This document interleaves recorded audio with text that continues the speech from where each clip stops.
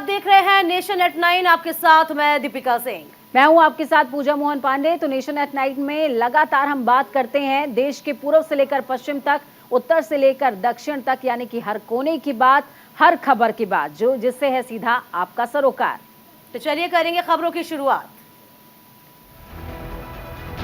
चलिए सबसे पहले बात होगी उपराष्ट्रपति जगदीप धनखड़ की, जो आज से उपराष्ट्रपति जगदीप धनखड़ 2 दिवसीय केरल के दौरे पर आखिरी दिन उनका है। इधर उपराष्ट्रपति आज तिरुवनंतपुरम में केरल विधानसभा के रजत जयंती समारोह का उद्घाटन करेंगे और केरल विधानमंडल अंतर्राष्ट्रीय पुस्तक महोत्सव 2023 की एक स्मारिका का विमोचन भी करेंगे। दरअसल विधानसभा भवन का उद्घाटन 22 मई 1996 को पूर्व राष्ट्रपति के.आर. नारायणन के द्वारा किया गया था। इसके बाद उपराष्ट्रपति भारतीय नौसेना अकादमी जाएंगे, जहां वे कैडेटों के साथ बातचीत करेंगे। ये भारत के किसी भी उपराष्ट्रपति के द्वारा INA की पहली यात्रा है।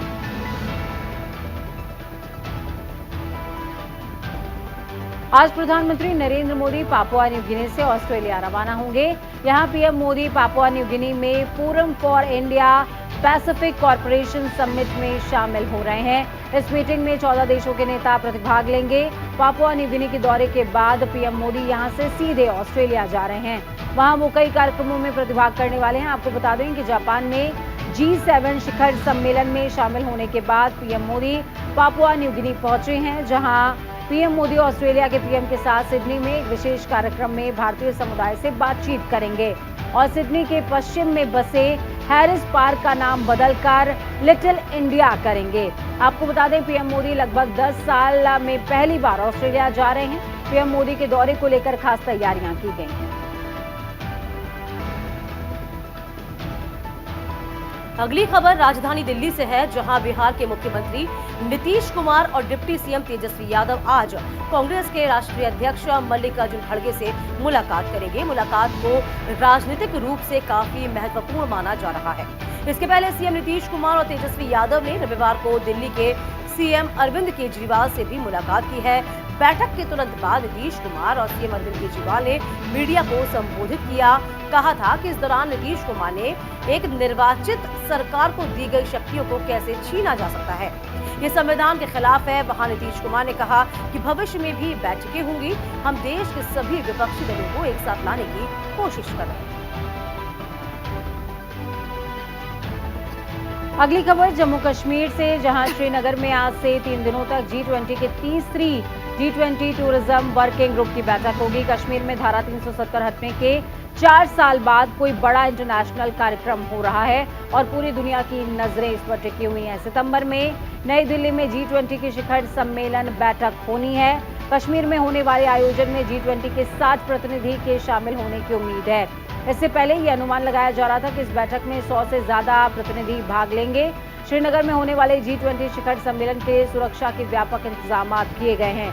NSG के जवानों ने ड्रोन से निगरानी के साथ साथ निगरानी भी रखना तेज कर दिया है। स्थलीय निरीक्षण भी किए जा रहे हैं। इधर राजस्थान में केंद्रीय सड़क परिवहन और राजमार्ग मंत्री नितिन गडकरी 1 दिवसीय दौरे पर राजस्थान के हैं। इधर नितिन गडकरी आज बीकानेर में जाएंगे। आपको ये भी बताएं कि नितिन गडकरी हेलीकॉप्टर से बीकानेर BSF कैंपस पहुंचेंगे, जहां से शहर में लक्ष्मी निवास पैलेस में करीब पौने 2 घंटे रुकेंगे। इसके बाद सड़क मार्ग से नारंगदेसर जाकर ग्रीनफील्ड एक्सप्रेसवे का निरीक्षण करेंगे। गडकरी नागपुर से विशेष विमान से सुबह लगभग 10:30 बजे श्री गंगानगर जिले के सूरतगढ़ एयरफोर्स स्टेशन पहुंचेंगे, जहां से हेलीकॉप्टर से हनुमानगढ़ जिले के पक्का सहारना गांव में सभा को संबोधित करेंगे। इसके बाद कैंचिया हनुमानगढ़ सड़क मार्ग का शिलान्यास किया जाएगा।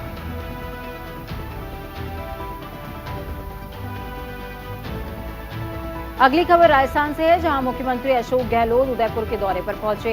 इस दौरान सीएम गहलोत ने लोगों से मुलाकात करी। उदयपुर पहुंचते ही मुख्यमंत्री गहलोत सीधे आमजन के पास पहुंचे। हालांकि खास बात ये रही कि मुख्यमंत्री ने आमजन से उन्हीं के अंदाज में बातचीत की। जब मुख्यमंत्री फतेह सागर झील के पास पहुंचकर आम लोगों के साथ चाय के साथ चर्चा कर रहे थे, इस दौरान वहां मौजूद लोगों के चेहरे खिले उठे। उदयपुर के लोगों ने भी मुख्यमंत्री का गर्मजोशी से स्वागत किया और उनकी इस पहल की जमकर सराहना हुई। इस दौरान राजस्थान प्रदेश अध्यक्ष गोविंद सिंह डोटासरा भी उनके साथ मौजूद रहे।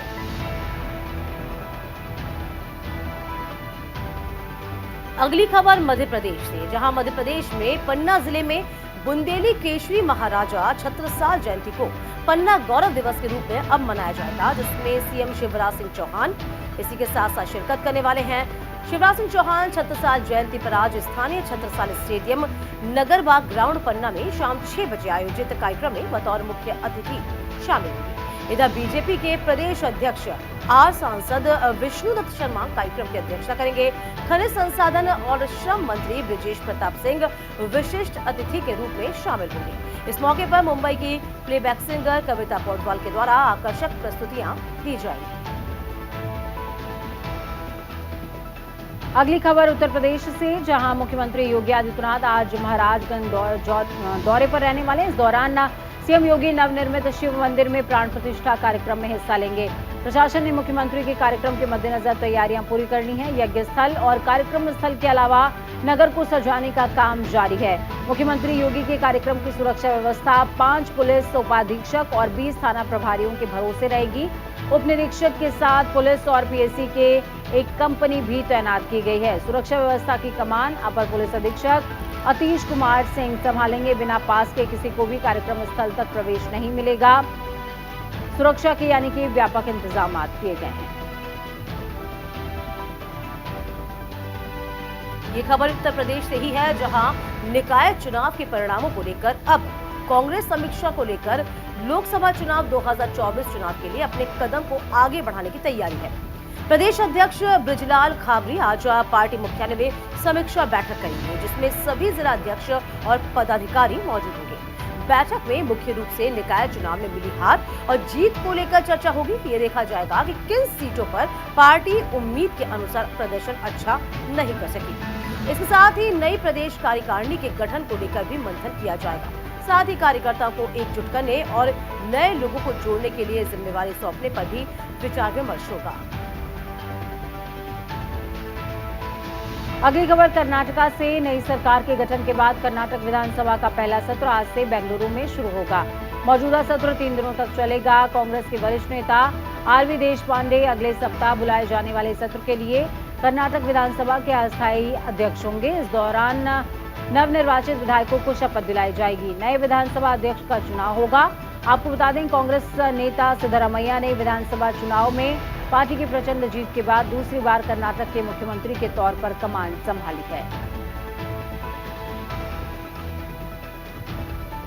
बात ओडिशा की, जहां पर विधानसभा अध्यक्ष और राज्य के 2 मंत्रियों के इस्तीफे के बाद आज मंत्रिमंडल में फेरबदल की संभावना है।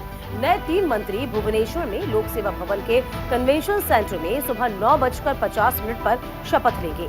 ओडिशा के मंत्री परिषद में मुख्यमंत्री सहित 22 मंत्री हो सकते हैं। अभी मंत्रिमंडल में 19 मंत्री हैं और अध्यक्ष पद के लिए प्रफुल्ल सामल और देवी प्रसाद मिश्रा, अमर प्रसाद सप्पथी और बद्री नारायण पात्र सबसे आगे हैं।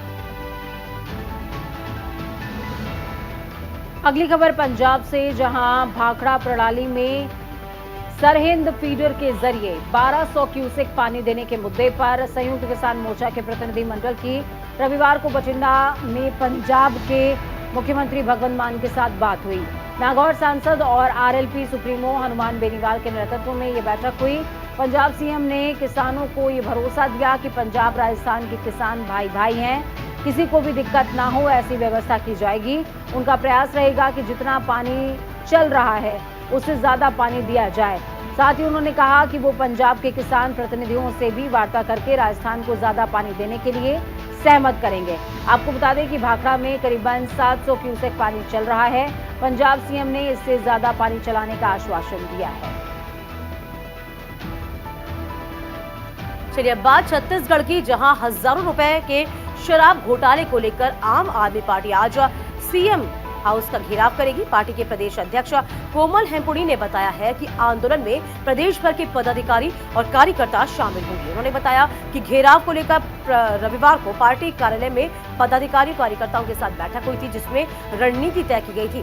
तय कार्यक्रम के अनुसार प्रदेश के सभी पदाधिकारी और कार्यकर्ता पार्टी कार्यालय में जुटेंगे, फिर वहां से मुख्यमंत्री आवास का घेराव के लिए निकलेंगे। इधर कोमल हुनुपी ने भी बताया है कि साल 2018 के विधानसभा चुनाव के दौरान कांग्रेस ने अपनी घोषणा पत्र में शराबबंदी का वादा किया था, लेकिन सत्ता में आने के 4.5 साल तक भी कांग्रेस ने अब तक कोई काम नहीं किया। अगली खबर महाराष्ट्र से, जहां आज बॉम्बे हाईकोर्ट में भ्रष्टाचार से जुड़े मामले में समीर वानखेड़े के खिलाफ सुनवाई होगी। नार्कोटिक्स कंट्रोल ब्यूरो के पूर्व जोनल डायरेक्टर समीर वानखेड़े लगातार दूसरे दिन पूछताछ के लिए सीबीआई के समक्ष पेश हुए। सीबीआई ने उनसे कार्डेलिया क्रूज से ड्रग की जब्ती मामले में अभिनेता शाहरुख खान के बेटे आर्यन खान का नाम शामिल न करने के एवज में उनसे कथित रूप से 25 करोड़ रुपए की रिश्वत मांगने से जुड़े आरोपों के सिलसिले में करीबन 5 घंटे तक पूछताछ की है। सीबीआई ने समीर वानखेड़े पर आरोप लगाया है कि आर्यन खान को छोड़ने के मामले में शाहरुख खान से उन्होंने रिश्वत ली। इसके अलावा एजेंसी ने ये भी आरोप लगाया कि समीर ने इस केस की जानकारी अपने सीनियर्स को नहीं दी थी। इससे पहले सीबीआई को पूछताछ के लिए 18 मई को बुलाया गया था, लेकिन वो नहीं पहुंचे थे।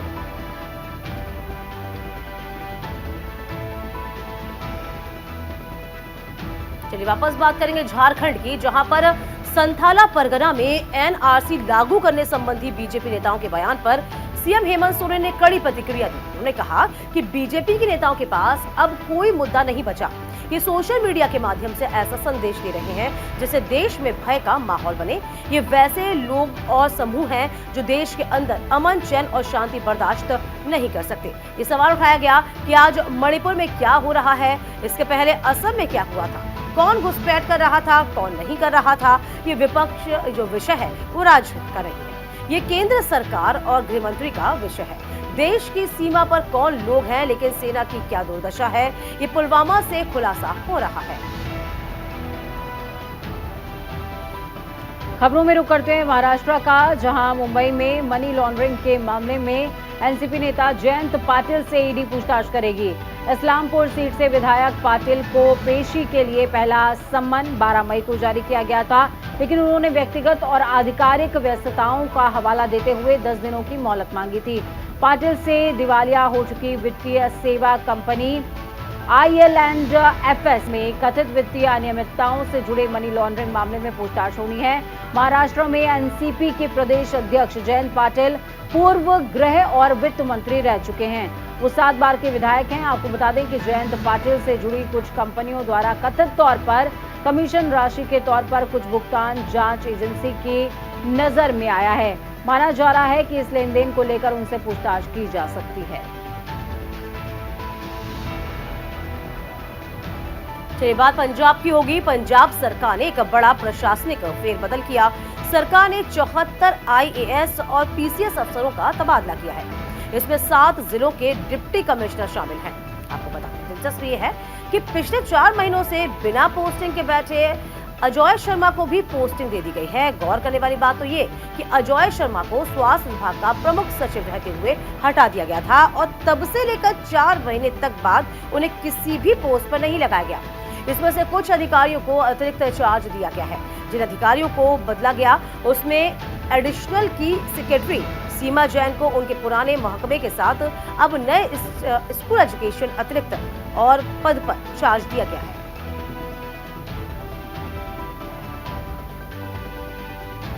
अगली खबर देवभूमि उत्तराखंड से। केदारनाथ धाम की भव्यता को बढ़ाने के लिए केदारनाथ मंदिर परिसर से 300 मीटर आगे 5 टन की भगवान शिव की अति प्रिय ओम चिन्ह की आकृति को स्थापित किया जा रहा है। इसका दूसरा ट्रायल भी पूरा किया जा चुका है। केदारनाथ धाम की भव्यता बढ़ाने के लिए केदारनाथ मंदिर के ठीक आगे बनाए गए चबूतरे में भगवान शिव के अति प्रिय ओम चिन्ह की आकृति को स्थापित किया जा रहा है। इस आकृति का वजन 5 टन होगा और गुजरात के आर्टिस्ट की तरफ से इसको तैयार किया गया है। दूसरे ट्रायल के बाद इसको स्थापित किया जाएगा। इस ओम की आकृति को पूरी तरीके से लाइटों से सजाया जाएगा। लाइटों से सज्ज होने के बाद ये रात के समय बेहद आकर्षित लगेगी। अब केदारनाथ धाम के दर पर मत्था टेकने वाले श्रद्धालु संगम घाट के निकट आकृति के दर्शन भी कर पाएंगे। खबरों में एक बार फिर से रुक करते हैं कर्नाटका का, जहां मौसम का मिजाज अचानक से तब्दील हो गया। बीते कई दिनों से चिलचिलाती गर्मी झेल रहे लोगों को बारिश ने काफी राहत दी है। हालांकि बेंगलुरु में तेज आंधी और बारिश के चलते कई जगह पेड़ गिरने से नुकसान भी हुआ। बेंगलुरु के कई इलाकों में ओलावृष्टि भी हुई है। शहर में भारी बारिश के बाद बेंगलुरु के कई हिस्सों में गंभीर जल जमाव की स्थिति देखने को मिली। बेंगलुरु में मूसलाधार बारिश के चलते जल भराव में एक कार के डूबने से महिला की मौत हो गई, जबकि एक छोटा बच्चा लापता हो गया है। वापस रुख करते हैं उत्तराखंड की खबर का, जहां मौसम विभाग ने आज से 27 मई तक उत्तराखंड में चक्रवाती तूफान का अलर्ट जारी किया है। मौसम विभाग के इस चेतावनी के बाद उत्तरांचल पावर कॉर्पोरेशन प्रबंधन ने सभी अधिकारियों की छुट्टियां रद्द कर दी हैं। 27 मई तक सभी अधिकारियों को अपने कार्यालयों में तैनात रहने के निर्देश भी जारी कर दिए गए। प्रदेश में मौसम विभाग के जरिए खराब मौसम की चेतावनी लगातार चल रही है। बीते 18 मई को आई जबरदस्त आंधी और बारिश के कारण उत्तराखंड में पेड़ गिरने से कई जगहों पर बिजली की लाइनें टूटी थीं और कई स्थानों पर ट्रांसफार्मर क्षतिग्रस्त हो गए थे। आंधी से हुए नुकसान के बीच यूपीसीएल ने अतिरिक्त जगहों पर बिजली आपूर्ति बहाल भी की थी और अब 27 मई तक चक्रवाती तूफान का अलर्ट जारी है। इसी को देखते हुए सभी क्षेत्र इकाइयों को विद्युत आपूर्ति सुचारू करने के निर्देश जारी किए गए हैं। खबरों में एक बार फिर से रुक करेंगे देश की राजधानी दिल्ली का। दिल्ली की ओर, जहां दिल्ली एनसीआर और आसपास के क्षेत्र में लू की चेतावनी जारी हुई है, साथ ही येलो अलर्ट भी जारी किया गया है। मौसम विभाग के मुताबिक दिल्ली में 44 डिग्री तापमान के साथ रविवार का दिन इस सीजन में अब तक का सबसे गर्म दिन रहा है। दरअसल भारतीय मौसम विभाग के मुताबिक भीषण गर्मी का सबसे बड़ा कारण साउथ वेस्ट और नॉर्थ वेस्ट दिशाओं में चल रही गर्म हवाएं हैं। वहीं कुछ इलाकों में बारिश की संभावना भी जताई गई है। आपको बता दें कि मौसम विभाग के मुताबिक 24 मई से 27 मई तक बारिश होने के भी आसार हैं।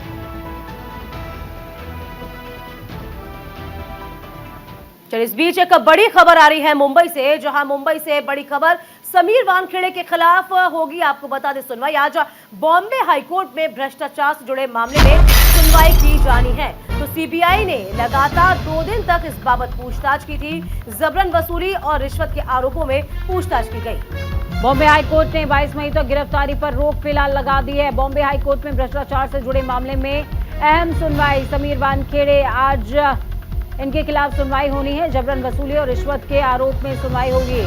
आर्यन ड्रग्स का मामला है, जिसमें समीर वानखेड़े से सीबीआई लगातार पूछताछ कर रही थी। 2 दिनों तक पूछताछ हुई। पूछताछ के बाद आज सुनवाई का दिन है।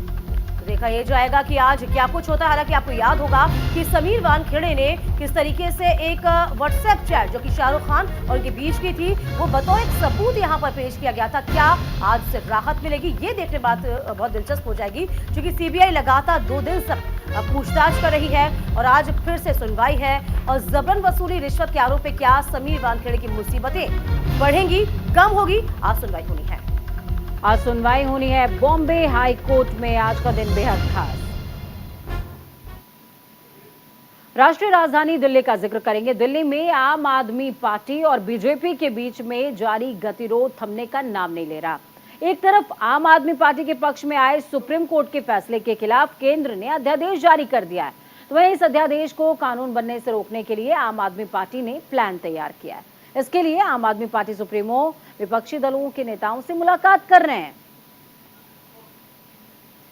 बिहार के मुख्यमंत्री नीतीश कुमार से मुलाकात के बाद अब वो ममता बनर्जी, उद्धव ठाकरे और शरद पवार से भी मिलने वाले हैं। इसी कड़ी में दिल्ली के सीएम अरविंद केजरीवाल 23 मई से 3 दिवसीय दौरे पर जा रहे हैं, जहां सबसे पहले वो कोलकाता जाएंगे, जहां वो इस मुद्दे पर ममता बनर्जी से मुलाकात करेंगे। इसके बाद सीएम केजरीवाल उद्धव ठाकरे और शरद पवार से भी केंद्र सरकार के अध्यादेश के खिलाफ रणनीति बनाने पर चर्चा कर सकते हैं। आपको बता दें, जिस दौरान नीतीश कुमार ने अरविंद केजरीवाल से मुलाकात करी थी, आपने सुना था, उसी दौरान ही नीतीश कुमार ने कहा था कि हम अरविंद केजरीवाल के साथ हैं। अरविंद केजरीवाल ने इस बात को दोहराया था कि मैं तमाम विपक्षियों से अपील करता हूं कि वो एकजुट होकर के राज्यसभा में साथ आएं, ताकि हम केंद्र सरकार को अपनी शक्ति का एहसास करा सकें।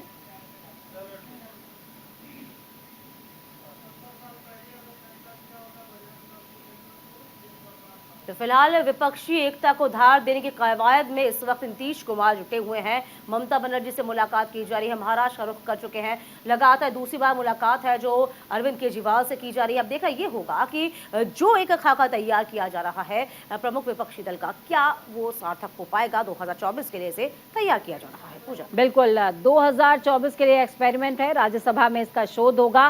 फिलहाल खबरों का सफर यहीं तक, लेकिन बुलेटिन के उस पार भी ताजा अपडेट्स के लिए देखते रहिए न्यूज़ इंडिया, क्योंकि हम हैं राष्ट्र की आवाज। बिल्कुल, नमस्कार।